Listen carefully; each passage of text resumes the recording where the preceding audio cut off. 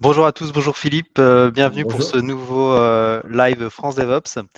Avant de se lancer, est-ce que tout le monde m'entend bien? Un petit message dans le chat.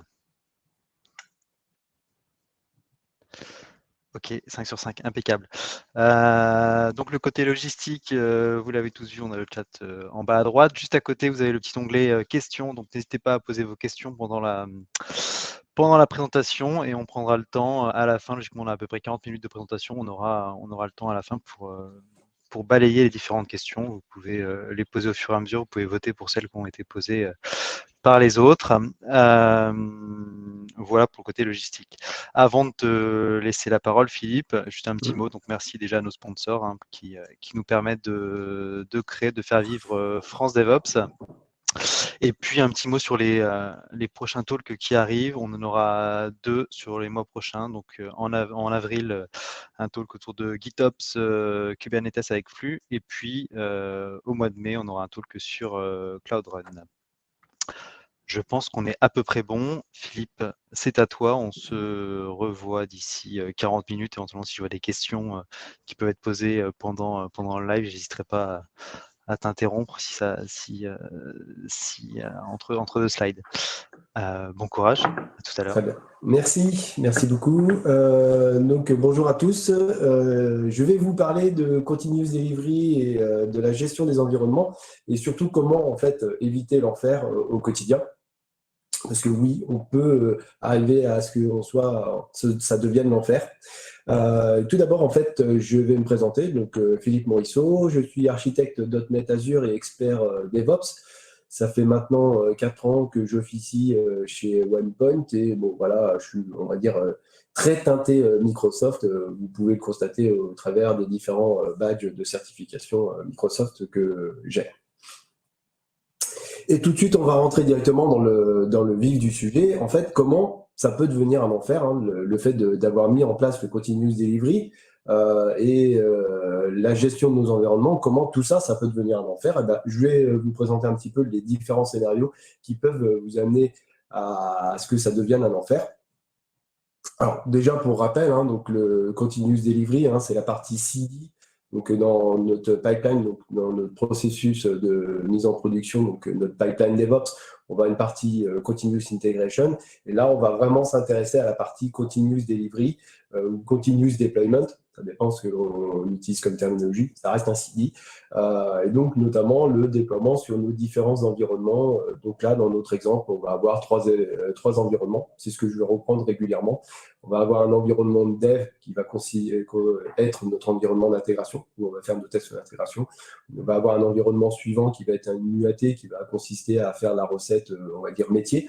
Et ensuite, on va avoir notre environnement de production, dans lequel voilà, notre application va s'exécuter dans sa finalité. Alors, donc du coup, ce que l'on oublie, c'est souvent que lorsqu'on va déployer nos applications, on va avoir une configuration qui va être liée à nos applications et que cette configuration va être propre à chaque environnement et à chacun des composants qu'on va déployer. Donc, on va prendre l'exemple d'une mise à jour d'une application. On a une première version d'une application qui est en version 1.0 avec une configuration, 3 paramètres qui va être différent en fonction des environnements, on imagine. On souhaite faire une mise à jour de notre configuration. Donc, on décide de rajouter dans sa version 2, faire des évolutions qui nécessitent d'avoir un nouveau paramétrage et peut-être aussi des modifications de paramétrage existants. À ce moment-là, il y a déjà dans un premier temps un risque, c'est que lorsque l'on va vouloir déployer en UAT, il ne faudra pas oublier d'ajouter les nouveaux paramètres et potentiellement de vérifier que les paramètres existants doivent ou non être modifiés. L'autre souci qu'on peut avoir, c'est durant notre processus de se dire « Ah oui, en fait, pendant que j'étais en train de réaliser la version 2, je suis en train de faire la recette de ma version 2, je constate en prod une anomalie qui fait que je dois faire un hotfix. Donc, on imagine, OK, on fait notre hotfix, on le corrige directement sur notre repo qui déploie ça en recette donc sur notre environnement de développement. Sauf que, attention, comme on était en train de développer la version 2, ça veut dire que potentiellement, on a le paramétrage qui n'est plus en adéquation avec la version qui correspondait à la version 1. Donc, on va avoir un blocage, enfin, potentiellement un blocage. Il faudrait imaginer un rollback de cette configuration pour qu'on soit en adéquation avec la version 1. Et ensuite, imaginer faire la même chose sur notre environnement UAT pour pouvoir pousser le correctif jusqu'en prod. Donc, ça veut dire que potentiellement, il faut bien penser déjà dans un premier temps à faire le rollback de cette configuration. Et puis, il faut bien aussi prendre conscience que si, mettons, nos équipes métiers étaient en train de faire des recettes, on va perturber tous ces tests-là, parce qu'à un moment donné, il a fallu pousser le correctif en UAT. Alors, bien entendu, il y a des solutions alternatives. Je vais y revenir un petit peu plus tard. L'autre sujet, c'est les variables d'environnement. Donc, on imagine qu'on a une application. De plus en plus, on a d'ailleurs des applications qui sont plutôt des applications de type microservices ou distribuées. Et donc, ça voudrait dire que, grosso modo, on va avoir dans notre application un certain nombre de composants. Ces composants vont avoir quand même des éléments qui sont communs, qu'on va appeler variables d'environnement, qu'on va retrouver sur l'ensemble des composants. Donc là, mettons, les paramètres 2 et 3 sont communs aux composants et donc on peut considérer que du coup c'est des variables d'environnement. Ça veut dire qu'on a une configuration de nos environnements. Ça veut dire aussi que si à un moment donné on décide de faire une mise à jour de notre configuration, il faut bien penser à redéployer, en tous les cas à redéployer la configuration sur chacun de ces composants-là pour que cette configuration soit effective et soit cohérente sur l'ensemble des composants de notre application. Donc, bien faire attention à redéployer tous les composants si on déployait notre configuration avec notre composant. L'autre souci, c'est les certificats. Je ne sais pas si vous avez déjà eu le cas, peut-être très certainement. Lorsque l'on a un certificat, donc on va déployer avec notre composant. Donc, on décide, voilà, on a un certificat SSL, par exemple, pour notre site Internet. Qui va être lié à notre site Internet qu'on a déployé sur nos différents environnements, à un moment donné, notre certificat va expirer. Donc, il va falloir le renouveler et donc, du coup, le redéployer, ce nouveau certificat. Ça veut dire qu'il faut bien y penser. Donc là, attention, le déploiement à ces éléments-là, donc le certificat, il va bien falloir le déployer et il n'est pas lié à notre cycle de production logicielle parce qu'on n'a pas fait d'évolution fonctionnelle. C'est juste qu'à un moment donné, notre certificat, il a expiré. Il a fallu le redéployer pour en avoir un nouveau. Pour en revenir donc à notre problématique de tout à l'heure avec notre hotfix qui pouvait perturber nos recettes, nos tests d'intégration et nos tests fonctionnels, on peut imaginer dire ok, pas de souci, à ce moment-là, pour ne pas perturber, je vais créer un environnement à côté qui sera une sorte d'environnement hotfix dans lequel je vais faire passer en fait tous mes hotfix pour pouvoir les déployer directement sur mon environnement de prod sans perturber mes recettes. Le souci, c'est qu'il va bien falloir penser. Alors, dans notre pipeline, on va imaginer qu'on a fait du pipeline as code, donc on a notre template de pipeline qui est dans notre repo Git. Ça veut dire aussi qu'à un moment donné, on a une première version qui ne comprenait pas cet environnement hotfix. Au bout d'un moment, donc au troisième commit, on a rajouté cet environnement hotfix. Si on souhaite faire un hotfix ensuite sur notre environnement de prod, on va avoir un souci, puisque lorsqu'on va faire le hotfix, mettons, après, pendant qu'on était en train de faire la recette de la version 2, il va nous manquer l'environnement de hotfix. Donc, ça va poser problème. On ne va pas pouvoir utiliser cet environnement hotfix. Donc, il faudra bien penser à dire, ah oui, attention, il faut que je fasse un cherry pick, par exemple, du commit qui prenait en compte ce nouvel environnement pour pouvoir, à ce moment-là, déployer mon hotfix au travers de cet environnement hotfix. Donc, ça veut dire que attention à la modification du processus de MEP dans ce cas-là. L'autre point, j'en avais parlé dans mon précédent talk qui s'appelait au secours le DevOps par oubli, c'est les dépendances de déploiement. Donc, encore une fois, on imagine une application distribuée avec donc différents composants. On décide de faire de l'infra as code, donc on va avoir un repo d'infra, on va avoir, mettons, différents web services. Donc, ça veut dire que pour chacun des éléments, on va avoir un pipeline donc avec nos environnements dev, UAT, prod, et chacun va avoir sa propre configuration. Et comme je vous le disais, on est sur une application distribuée, ça veut dire aussi qu'on va avoir une configuration par environnement avec des variables d'environnement qui seront communs à l'ensemble de nos composants. On imagine que notre pipeline d'infra fasse une évolution et que ce pipeline d'infra modifie la configuration de notre environnement. Ça va être le cas, admettons, si on a décidé de changer sur un des composants les protocoles d'authentification, ou de changer une URL ou d'autres éléments qui pourraient être utilisés par d'autres éléments, enfin par d'autres des composants sous-jacents. Ça veut dire aussi que il va bien falloir repousser cette nouvelle configuration, donc avec notre configuration d'environnement, sur chacune des dépendances de notre pipeline d'infra, par exemple. Donc attention, lorsqu'on fait des modifications, ça peut impacter les dépendances. Donc en conclusion, si on résume, la configuration doit correspondre à la fois à l'environnement, mais aussi à la version du composant. Donc attention au risque d'anomalie. Si on ne prend pas en compte ces deux éléments-là, il faut aussi prendre conscience que certains éléments de votre solution ne suivent pas forcément le cycle de votre production logicielle, typiquement les certificats, mais ça peut être autre chose. Hein. Ça peut être si vous avez des connexions avec des partenaires et que ces partenaires décident de changer, mettons, une clé ou un endpoint, vous serez obligé de modifier cette configuration, même si vous n'avez pas fait d'évolution sur votre configuration. Donc attention au risque d'oubli.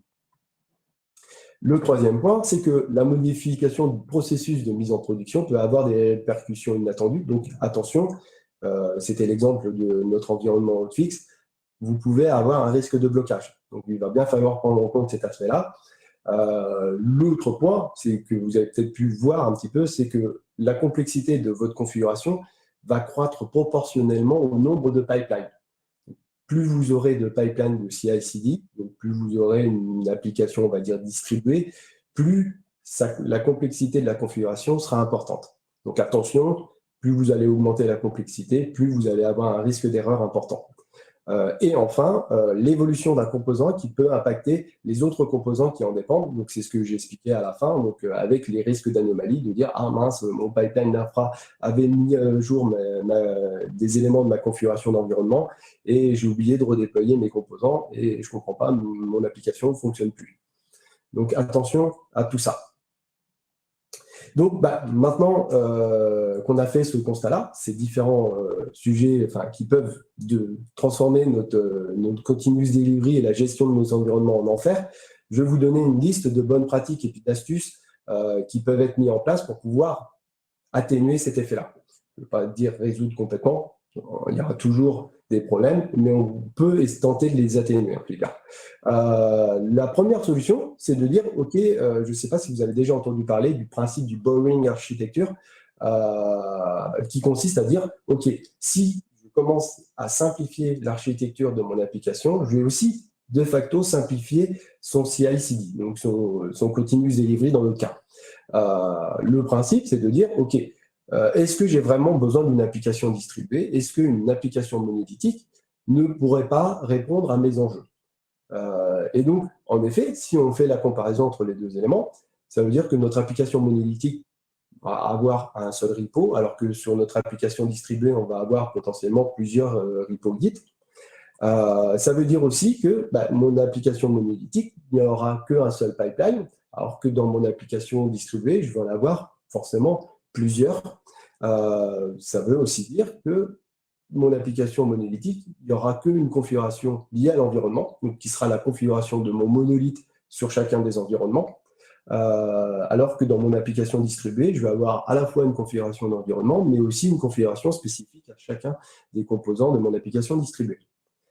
Donc, on voit que d'un côté distribué, il y a beaucoup plus d'éléments, alors que dans monolithique, on est quand même beaucoup plus light.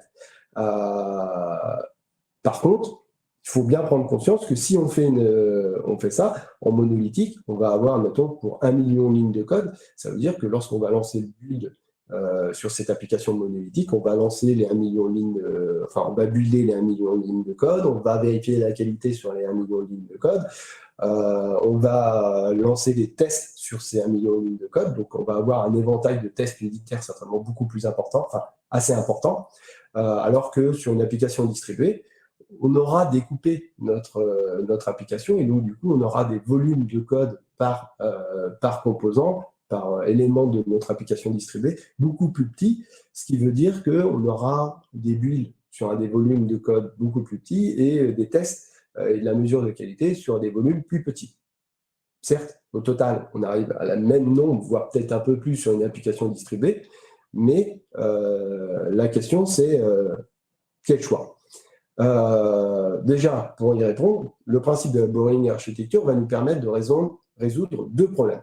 Le problème de la complexité de la configuration, puisque on simplifie drastiquement notre configuration, puisque au final, on tend à se limiter à un seul pipeline.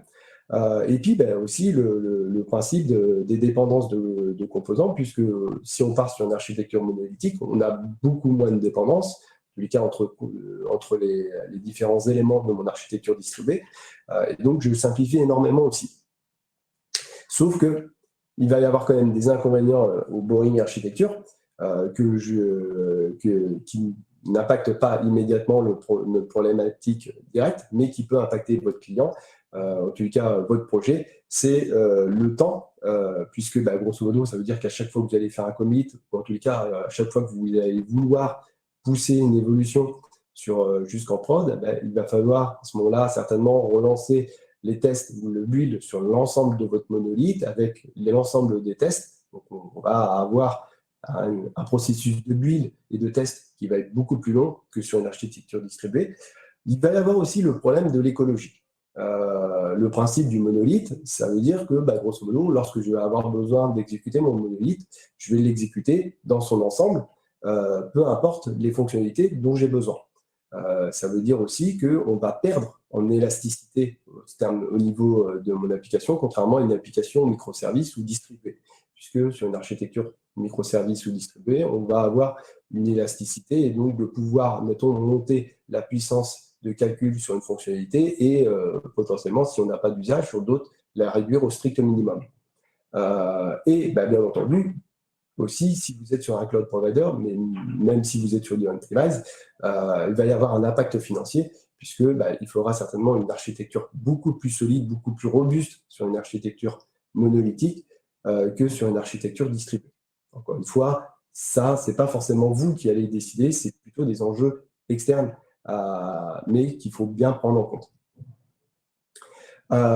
L'autre solution, donc si on décide de ne pas faire du borrowing architecture, c'est de dire, ok, pensons cycle de vie. Si on réfléchit bien, notre infrastructure, on va faire des commits pour faire évoluer, admettons, notre infrastructure. Ok, ça veut dire que notre infrastructure va évoluer à un certain rythme. On peut imaginer aussi que, mettons, dans notre infrastructure, on a une application toute simple avec un back-end et un front-end, et on peut constater que, en fait, à chaque fois que je fais une évolution sur mon back-end, je fais très souvent une évolution sur mon front-end parce que des fonctionnalités que j'apporte sur mon front, je dois les implémenter côté back-end et des fonctionnalités que j'ai implémentées côté back-end se retrouvent côté front-end en tant qu'évolution aussi. Donc, grosso modo, on a une sorte de synchronisation entre nos deux éléments, nos deux composants. Ça veut dire aussi que peut-être il y a une réflexion à avoir de dire, ok, peut-être que mon back-end et mon front-end, je n'ai pas besoin d'avoir deux pipelines, mais qu'un seul pipeline qui, lui, va se charger en fait, de déployer à la fois mon back-end et mon front-end. Certes, peut-être des fois, je déploierai mon back-end et mon front-end alors que j'ai fait qu'une évolution sur mon back-end. Et certes, des fois, je déploierai mon back-end et mon front-end alors que j'ai fait qu'une évolution sur mon front-end. Mais dans la majorité des cas, je me retrouve à avoir ces deux éléments-là qui se déploient en même temps parce que j'ai des évolutions sur les deux.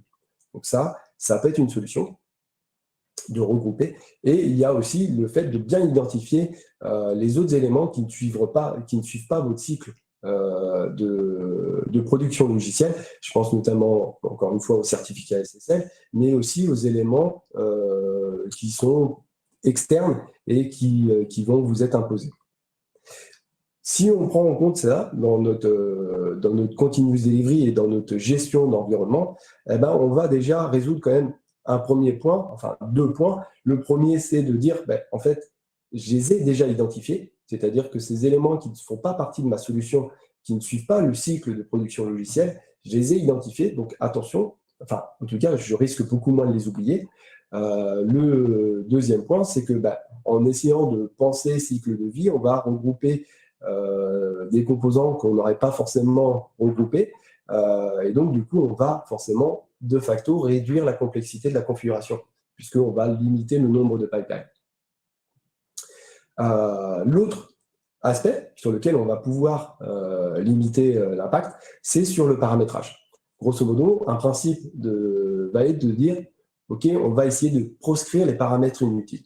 Je m'explique. On va avoir donc dans notre fichier de configuration, on imagine qu'on a un paramètre qu'on souhaite ajouter qui permet de configurer le niveau de log de mon composant. Dans mon composant, donc, je fais appel à un framework de log qui utilise un certain nombre de paramètres. On se dit, bon, bah, OK, je vais les passer directement en format JSON dans mon paramétrage. Comme ça, c'est beaucoup plus simple à gérer. Certes, pour le développeur, c'est plus simple. Mais sauf que ça va apporter quand même de la complexité au niveau de notre fichier de configuration. Alors que si on faisait l'effort de dire, OK, en fait, moi, j'ai juste besoin, d'un point de vue métier, d'un point de vue technique, exploitation, d'avoir juste un paramètre qui me permet de définir 2 ou 3 niveaux de configuration de log, et qu'à partir de ces niveaux de configuration de log, on en déduise le paramétrage de la configuration du framework de log. À ce moment-là, on va simplifier notre code, puisque, enfin, en tous les cas, notre configuration, puisque au lieu d'avoir une espèce un JSON avec un ensemble de paramètres, on aura juste une variable, admettons, verbose ou des choses comme ça, qui va nous permettre de configurer simplement notre niveau de log. Donc, on va essayer de réduire au maximum. Un autre point, ça j'ai déjà vu dans plusieurs cas, c'est les paramètres de connexion à des serveurs. On imagine qu'on a une connexion à une base de données et en fait, le développeur, ou en tous les cas l'équipe, n'a pas fait trop attention et a créé donc à la fois le nom du serveur, donc un paramètre de configuration avec le nom du serveur, son login et son password, et aussi un paramètre avec la connection string. Si on y regarde de plus près, en fait, on a une redondance des informations et on pourrait déduire la connection string des paramètres qui ont été précédemment c'est dit server name, login et password. Ou faire l'inverse, c'est de dire, ben, en fait, je peux déduire le server name, le server login et le serveur password de mon serveur connection string. Donc, pas besoin d'avoir ces 4 paramètres. On peut en garder soit 3, soit 2, soit un seul. En tout cas, essayons de réduire au maximum les paramètres inutiles ou redondants. Donc, en faisant ça, ça veut dire qu'on va forcément avoir un impact sur la complexité de notre configuration, puisqu'on va faire un effort de réduire au maximum le paramétrage pour que, même si on va avoir peut-être plusieurs pipelines et plusieurs composants dans notre architecture distribuée, on aura une configuration qui sera la plus light possible et donc, du coup, la plus facile à maintenir. En fait, en résumé, c'est juste une question de juste milieu. Je vais y arriver, c'est une question de juste milieu. En fait, si on veut, il va y avoir une sorte de cible à atteindre entre le nombre de pipelines et le nombre de paramètres. Si on tend trop avec avoir trop de pipelines de CI/CD et trop de paramètres, on va avoir une application qui va être distribuée mais complexe. Ça veut dire qu'il va y avoir beaucoup de paramétrage, ça va être compliqué en termes d'exploitation. Et si on va complètement à l'opposé, donc on va essayer de dire, en fait, on veut réduire, n'avoir qu'un seul pipeline de CI/CD et avoir presque très peu de paramètres, à ce moment-là, on va tendre dans l'autre sens à un monolithe exigeant. Alors, dans le principe du exigeant, ça veut dire qu'à chaque fois qu'on voudra apporter une évolution, en tous les cas modifier une configuration, il faudra peut-être repasser systématiquement par la phase développement pour pouvoir prendre en compte cette évolution, alors qu'un simple paramétrage aurait pu apporter la solution. Donc voilà, le principe, c'est pas de tendre dans un sens ou dans l'autre, mais de bien avoir la bonne cible. Où est-ce que je me situe? L'autre sujet, c'est le processus de MEP, et notamment donc, le fait, en cours de route, d'avoir un nouvel environnement qu'on va mettre dans notre processus de MEP, que je vous disais, attention, parce que du coup, on va avoir un blocage. Le principe, ça va être de dire, OK, dès que je modifie mon processus de MEP, je m'oblige à créer, en fait, à le jouer, le nouveau processus, jusqu'en prod. Certes, je n'ai pas apporté d'évolution fonctionnelle, mais au moins, en tous les cas, j'aurais validé immédiatement le nouveau processus de MEP. Et si demain, je dois avoir un hotfix, je dois faire une correction, faire un rollback, je serai en capacité de pouvoir le prendre en compte de façon sereine sans avoir de blocage. C'est le principe simple, mais ça va nous permettre déjà de répondre à la problématique de la modification du processus de mise en production qui peut avoir des répercussions inattendues. Et enfin, le dernier point, et qui n'est pas des moindres, c'est les paramètres en eux-mêmes. Donc, je vais reprendre l'exemple du monolithe et de mon application distribuée. Donc, bien entendu, dans le cas où on est sur une application monolithique, on a une seule configuration. Ce n'est pas là où on va avoir le plus de problèmes au niveau de nos paramétrages. Par contre, dans le cas de notre application distribuée, on va constater, comme je vous le disais, qu'on aura pour chacun des composants de mon application une partie de la configuration qui est liée à l'environnement et une autre partie qui est spécifique à chacun des composants. En fait, si on veut les regrouper, ces composants, en fait, on va avoir une sorte de... J'ai essayé de faire une sorte de map de où est-ce qu'on peut avoir en fait ces différents paramètres, ces différentes variables d'environnement dédiées à chacun des composants. Donc, on va avoir une bulle dédiée, un périmètre de paramètres qui seront dédiés à notre composant, un ensemble de paramètres qui seront communs à nos composants. On va avoir aussi des paramètres qui ne seront pas forcément liés au déploiement. Donc, mettons une chaîne de connexion à un partenaire, etc., ou une clé d'accès qui sera donnée par un partenaire, ou une API externe, et des paramètres qui vont être liés au déploiement. Donc, typiquement, la chaîne de connexion à ma base de données SQL, par exemple. Donc, tout ça, c'est un éventail. Et en fait, si on focus sur ceux qui posent vraiment le problème, en fait, aujourd'hui, c'est ceux qui sont non liés au déploiement et ceux qui sont communs. Et donc, pour ça, il y a une solution, c'est de mettre en place une démarche GitOps. Alors, je parle bien de démarche GitOps, qui consiste à dire que ces paramètres-là, on va les gérer dans un repo Git, et donc suivre leur évolution de tous ces paramètres-là dans un repo Git. Le principe, c'est de dire, OK, une des premières solutions, hein, alors il y a plusieurs solutions pour mettre en place du GitOps. Une des solutions, c'est de dire, je mets mes paramètres dans un repo Git. Ensuite, j'ai mon pipeline, donc, encore une fois, DevOps, qui va s'exécuter et qui va se charger de déployer mes paramètres donc, non liés au déploiement et communs sur nos différents modules, sur les différents composants de mon architecture distribuée. Le problème de ces démarches-là, c'est que si à un moment donné, j'ai un des composants qui en tous les cas, j'ai une des mises à jour sur un composant qui ne fonctionne pas, on risque d'avoir une désynchronisation et donc du coup d'avoir des anomalies sur mon application de manière générale.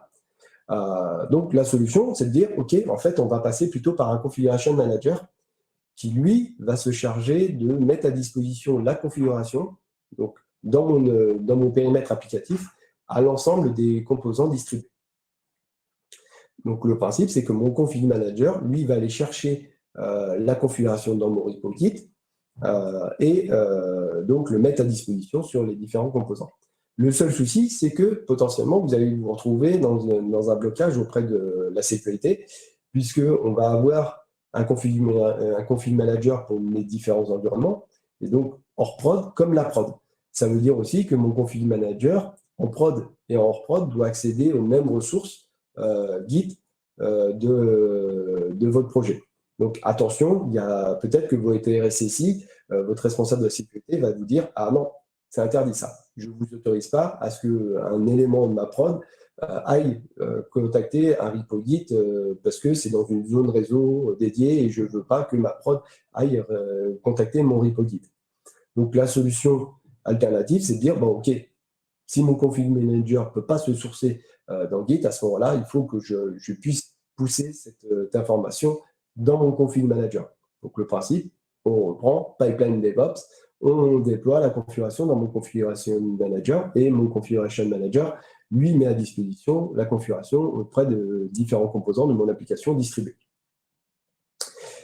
Qu'est-ce que ça va apporter? Parce que là, la question, c'est vraiment celle-ci. C'est que, mettons, pour l'exemple de notre cas de hotfix de tout à l'heure, on va pouvoir constater que le configuration manager va pouvoir choisir la bonne configuration en fonction de la version du composant dans lequel on est. Donc, ça veut dire que le configuration manager, lui, va avoir un historique des configurations qui sont liées à votre composant. Donc, il sera capable de router la bonne configuration au bon composant. Ça, c'est un gros avantage déjà, c'est que vous allez pouvoir déployer un hotfix sur votre environnement de dev de façon complètement sereine, puisqu'en fait, il va tout de suite en déduire la bonne configuration. L'autre solution, c'est l'autre apport de notre configuration manager, enfin de gestionnaire de configuration, c'est sur les variables d'environnement.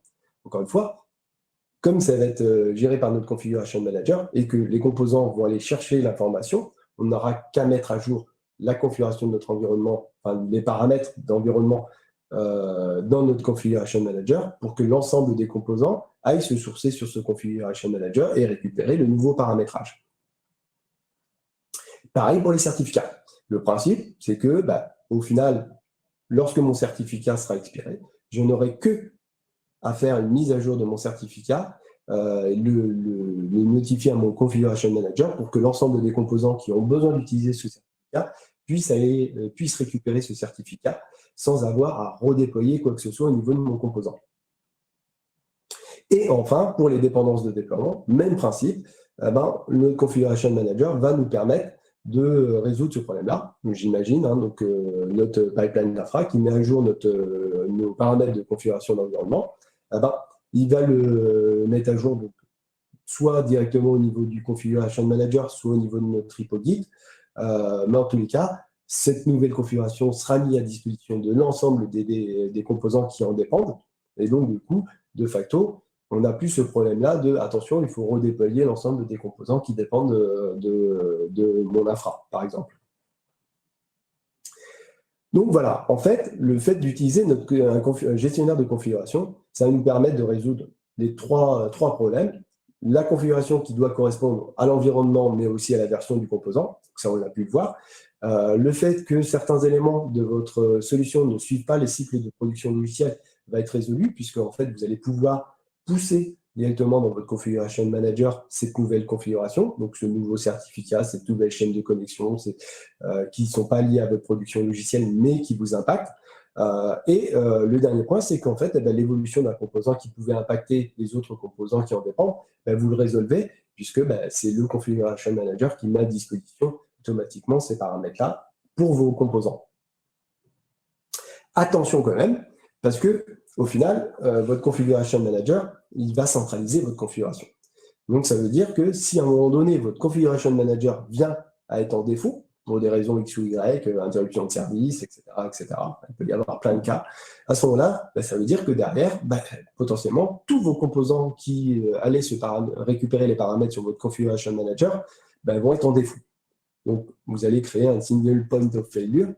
La solution, ça va être de dire, OK, sur mes différents composants, certes, mon configuration manager a ma configuration, mais je veux que chacun de mes composants ait une copie locale de la configuration, de façon à ce que si à un moment donné, mon configuration manager vient à pas être disponible, que chacun des composants continue de fonctionner correctement.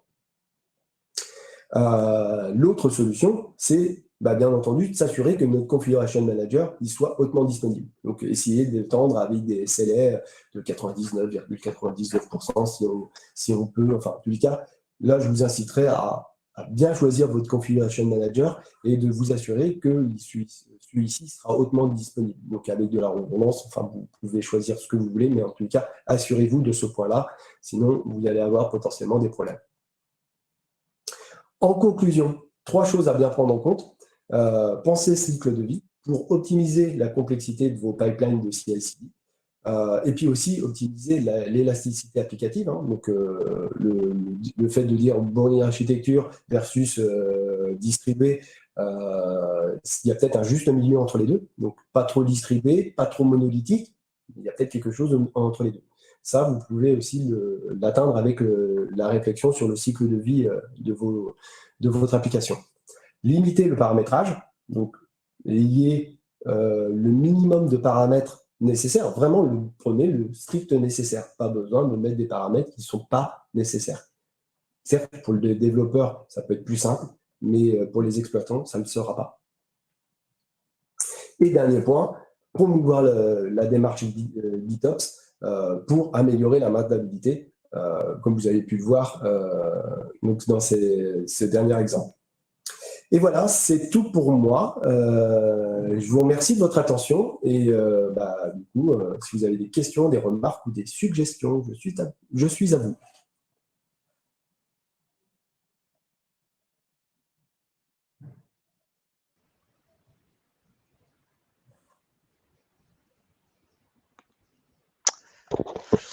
Merci Philippe, c'est bon, tout le monde m'entend. Je suis bien revenu dans la course. Écoute, on va aller faire un petit point sur les questions. Je vois qu'il y en a pas mal qui en posent encore. Je vous en prie, on va les susciter pas mal de remarques. On va les prendre dans l'ordre où elles ont été posées. Première question de Wassim. Ah, tiens, ça, c'est peut-être une question qui aurait dû être posée en cours de route. Est-ce que c'est relié à ton Git branching model? Alors, du coup, c'était à quel C'était à moment? 12h13, donc on était vraiment au début. D'accord. Alors, oui, de toute façon, le branching model a un impact forcément sur la production logicielle. Mais là, peu importe le branching model qu'on va avoir, de toute façon, le point de blocage, c'est vraiment sur la partie des deployment. Donc, grosso modo, si on est sur une branche de release ou si on est sur une branche master, parce qu'on est sur du GitHub Flow ou sur du TBD ou sur du Git Flow, je vais y arriver, à ce moment-là, on va avoir le problème, peu importe la branche dans laquelle on va être. Je ne sais pas si j'ai répondu à la question. C'est une très bonne question. Est-ce que Wassim, ça répond à ta question si tu es encore là? On te laisse mettre un petit message dans le chat ou éventuellement reposer ta question. Deuxième question de Wassim. Dans le cas de Lifecycle, est-ce qu'il serait mieux de partir sur un projet monorepo pour s'assurer de la synchronisation des projets? Donc du coup, c'est la vraie question. En fait, c'est ce que j'expliquais dans le Boring Architecture, c'est de se dire peut-être que, en fait, au final, est-ce qu'on n'est pas à tendre plutôt vers un monolithique pour simplifier tout ce qui est gestion de la configuration? En effet, c'est une vraie question. Comme je dis, je ne veux pas y répondre parce qu'en fait, là, ça sera toujours un enjeu de qu'est-ce qu'on veut pour notre application. Chaque application est différente. Je ne veux pas vous dire que Boring Architecture va répondre à tous les enjeux de toutes les applications. Je ne vais pas vous dire non plus qu'il faut avoir une application hyper distribuée ou avec plein de microservices. Mais, en tout cas, posez-vous toujours la question du juste milieu. Il ne faut pas faire trop de microservices, il ne faut pas non plus faire du monolithe s'il n'y a pas le besoin. Encore une fois, le monolithique a des avantages, mais aussi des inconvénients. Et de plus en plus, surtout sur les événements récents que l'on vit, l'aspect environnemental sera de plus en plus important. Et je suis convaincu que le monolithe n'a pas lieu d'être dans un principe d'architecture, on va dire, soutenable, écologique. Ok, merci. Question suivante de François. Est-ce que tu mets les monolithes, modulaires dans les monolithes complexes? Les monolithes modulaires dans les monolithes complexes. Alors, je voudrais bien avoir la définition de monolithe modulaire et monolithe complexe, puisque monolithique, grosso modo, c'est une application qui s'exécute dans un contexte non distribué, donc ça veut dire pas d'interaction réseau.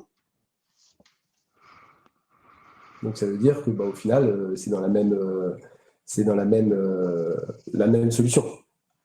Enfin, on est dans le même cas. Enfin, pour moi, quand je parle d'application distribuée, ça veut dire que chacun évolue de manière indépendante, alors que le monolithique, c'est un ensemble qui n'évolue pas de manière indépendante.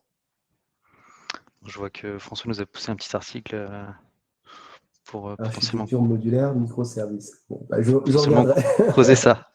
Ok, merci François. Question suivante. Où stockez-vous vos fichiers de configuration? On est à 12h30. Ah, ça c'est une vraie question. Ah, c'est une très bonne question. Alors, en fait, pour moi, il y a le stockage des configurations et des paramètres de configuration doit être fait à différents endroits. Je m'explique. En fait, ça va dépendre de la sensibilité de l'information que vous allez avoir au niveau de votre configuration. Donc, tout ce qui est clé d'accès, mot de passe, des choses comme ça, il faut les mettre dans un coffre-fort. Il est évident, et là, il est évident que ces informations ne doivent surtout pas être accessibles à n'importe qui. Donc, plus vous les protégerez donc, dans un espace de stockage sécurisé, donc ça peut être un key vault ou ce que vous voulez, mais en tous les cas, il doit être séparé de la configuration qui n'est pas, on va dire, dite sensible. La configuration non sensible, vous pouvez à ce moment-là la mettre dans un repo Git, la mettre dans un gestionnaire de configuration que vous avez dans votre entreprise que vous utilisez.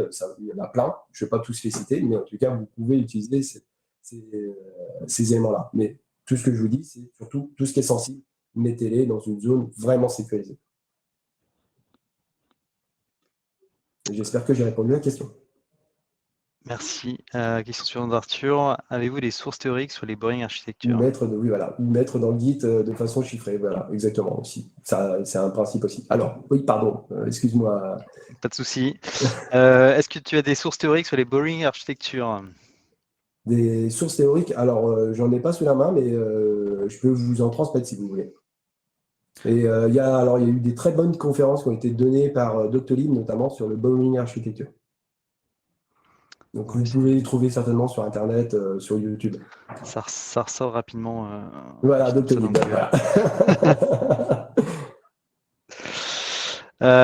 Question suivante de François. Quid de l'aspect configuration, strict, séparation des confs, code, des 12 factors? Avec un petit loin vers 12 factors. Petit lien vers 12factors.net. Tac, tac, tac. Je ne sais pas si tu as la question en face des yeux. Alors, j'essaie de la retrouver. La troisième en partant du haut.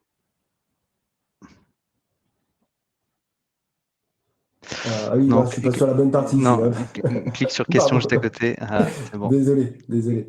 De configurer. Alors, il y a Étienne. Bonjour Étienne. Alors, troisième en partant du haut. Tu nous donnes un exemple de config manager?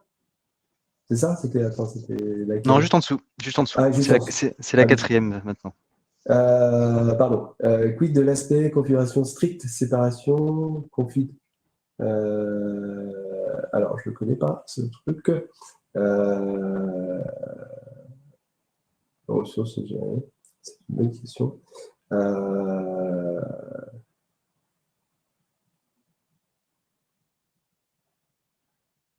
Stocker la configuration dans l'environnement. Oui, du coup, c'est bien le principe alors je lis rapidement, mais ce que je comprends, c'est bien d'identifier ce qui est propre à l'environnement de ce qui n'est pas propre à l'environnement. Et donc, en effet, c'est une réflexion que vous devez avoir dès le début lorsque vous faites de la production logicielle, c'est de dire, OK, j'ai de la configuration qui est peut-être propre à mon composant parce que je suis sur une application distribuée, et j'ai une configuration qui est propre à mon environnement. Donc, admettons, ma base de données, ma chaîne de connexion à ma base de données qui va être utilisée par plusieurs composants de mon architecture distribuée, grosso modo, c'est une variable qui est liée à mon environnement qui va être mise à disposition de l'ensemble des composants. Et après, les identifiants externes, ça c'est l'autre sujet, parce que là on restait sur la configuration interne et donc spécifique et commun. Et après, tout ce qui est externe, donc c'est ce que j'expliquais, le cycle de vie de la configuration qui n'est pas lié à votre application, qui est externe, ça, c'est un vrai sujet. Et en fait, moi, ce que je vous dis, c'est je ne vais pas vous donner une solution à proprement parler, mais en tous les cas, ce qui est important, c'est que vous l'identifiez dans votre processus, parce que vos exploitants, ils devront à un moment donné mettre à jour cette configuration, forcément. Et donc, si vous n'avez pas identifié ça, ça veut dire que vous n'êtes pas en capacité de communiquer à vos exploitants. Du coup, ça veut dire que vous allez avoir un impact sur votre maintenabilité. Et j'espère que j'ai répondu à la question. Écoute, on va espérer que oui. En tout cas, merci. Donc, ça a l'air d'être pas mal. John était où? Peux-tu donner un exemple de config manager? Alors ouais, j'en connais un. Alors, forcément, là, je vais prendre la casquette Microsoft. Désolé. Donc, sur Azure, il y a Azure App Config, notamment, qui est très bien, qui fonctionne très bien et qui permet notamment de pouvoir gérer votre configuration avec des niveaux de disponibilité assez importants. Enfin, on est sur du 99,99% de SLA. Donc là, on résout notre problème de disponibilité. Après, j'imagine que sur les autres cloud providers, il y en a d'autres. Hein. Mais bon, là, encore une fois, je prends ma casquette Microsoft. Et je la garde. Question suivante d'Étienne. Pour la copie de conf en Canalys Polyconfig Manager, en général, on ne garde que celle de la dernière version uniquement. Point d'interrogation. Oui, exactement. Parce que forcément, si votre configuration manager est indisponible, le principe, c'est juste de dire, s'il n'est pas disponible, à ce moment-là, que les composants continuent à fonctionner, même si on n'a pas récupéré la dernière config, ça fonctionne. Vous n'êtes pas en déni de service. Donc, vous n'allez peut-être pas avoir la toute dernière configuration, mais en tout cas, vous aurez juste celle qui était avant le déni de service de votre configuration manager. J'espère que ça répond à la question d'Étienne. Ok.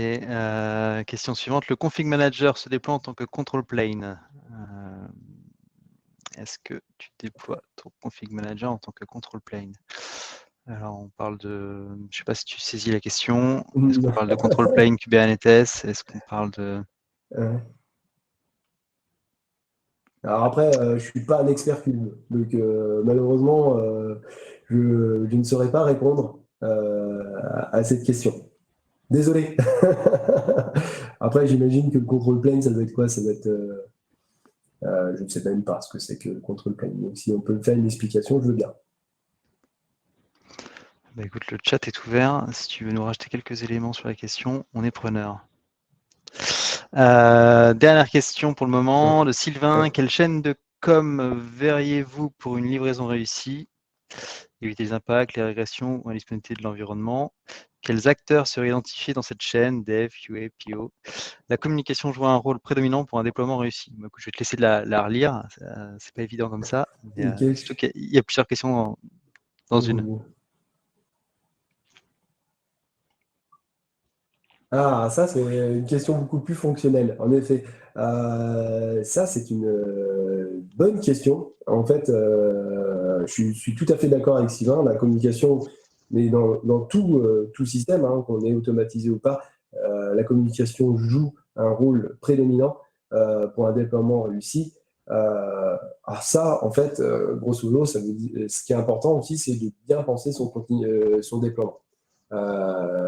Ça veut dire qu'il faut, lorsque vous faites vos déploiements sur vos différents environnements, il faut que vous ayez identifié, dans les bonnes pratiques, idéalement, il faut que vous ayez identifié des possibilités de faire des retours arrière et aussi identifier qui doit être informé. Donc, on imagine très bien que lorsque vous faites du déploiement sur votre environnement de dev, vous n'avez pas besoin d'informer le PO. Je pense qu'il n'en a pas forcément besoin. Par contre, vous avez peut-être besoin d'informer les personnes qui vont faire les tests en intégration. Donc, ça peut être des tests de perf, ça peut être des tests d'intégration. Si vous avez des tests d'intégration automatisés, c'est à ce moment-là que vous allez, une fois que vous avez fait le déploiement, les lancer. Du coup, on va avoir le même scénario sur l'UAT ou sur votre environnement de recettes métier où vous allez faire une communication. Donc, ça peut être une notification par mail, par Teams, par ce que vous voulez, Slack, ou ce que vous voulez. En tout cas, il faut bien identifier dans votre processus de continuous delivery ou de deployment qui doit être informé et comment je l'informe pour qu'ensuite, on soit plus réactif. Notamment, si on a besoin d'avoir des approbations, c'est important d'informer les personnes parce qu'il faut faire du push. Ah, alors ça, c'est la question que tout le monde pose de François. Une bonne pratique pour les rollbacks, notamment en termes de base de données. Malheureusement, je ne vais pas vous donner une bonne pratique pour les bases de données, hein, parce que le rollback sur une base de données, c'est un vrai enfer. Là, on pourrait en faire des articles là-dessus. Alors après, moi, il y a un principe que j'aime bien, c'est de dire, en fait, c'est crado. C'est crado. Alors, pour les bases de données SQL, hein, donc sur les documents DB, on aura beaucoup moins de problèmes. Mais sur une base de données SQL, éviter de faire de la suppression d'attributs. Essayer toujours de faire des évolutions en ajoutant des champs. Même si, au bout d'un moment, vous allez avoir certainement des tables avec des champs qui ne servent plus à rien. Et donc, il faudra imaginer d'avoir un processus pour purger ces champs qui ne servent plus. Le truc, c'est que ça vous protège en cas d'opération de rollback de choses où vous avez des attributs qui ont changé et qui ont tout pété au niveau de vos applications. Et surtout, si à un moment donné, vous gérez plusieurs versions de vos API, c'est un vrai enfer. J'espère que j'ai répondu à la question de François. Très bien, écoute, merci beaucoup Philippe, on en a fini pour le moment, pour les questions. Et on te remercie dans le chat. Impeccable. Merci beaucoup à vous et de votre attention et de vos questions. C'est toujours intéressant. Merci pour la présentation, Philippe. On se dit à très bientôt et bientôt. bon appétit à tous pour ceux qui n'ont pas encore pris le temps de manger. Merci, Ciao bon appétit. et à bientôt.